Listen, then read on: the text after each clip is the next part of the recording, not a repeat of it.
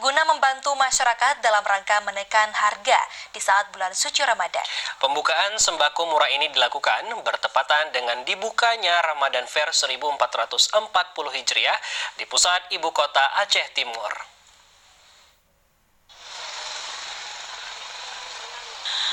Kepala Disperindak dan UKM Aceh Timur Iskandar melalui Kabid Perdagangan Nazarina kepada TVRI Aceh mengatakan pasar murah tersebut dilaksanakan oleh pihaknya hingga selesai sembako yang dijual habis.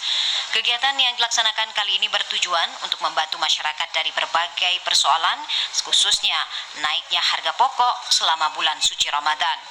Adapun kebutuhan pokok yang disediakan diantaranya telur dengan harga Rp35.000 per papan, minyak goreng Rp21.000 per 2 kg, gula pasir Rp21.000 per 2 kg, serta sirup kurnia Rp15.000 per botol.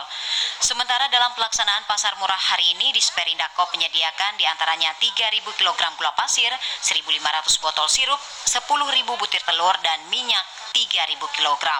Rata-rata perbedaan harga itu subsidinya sekitar 3.500 sampai 5.000. Katakanlah kalau telur itu per papannya kalau di luar itu dijual 40.000, kita di pasar murah ini bisa kita jual dengan harga 35.000. Pada hari pertama dilakukan pasar murah ini hampir terjual semuanya. Harga sembako ini dijual murah bertujuan untuk menekan harga sembako di pasaran selama bulan suci Ramadan. Sangat terlihat antusias warga saat mengantri menunggu dibukanya pasar murah ini di tengah-tengah ibu kota Aceh Timur.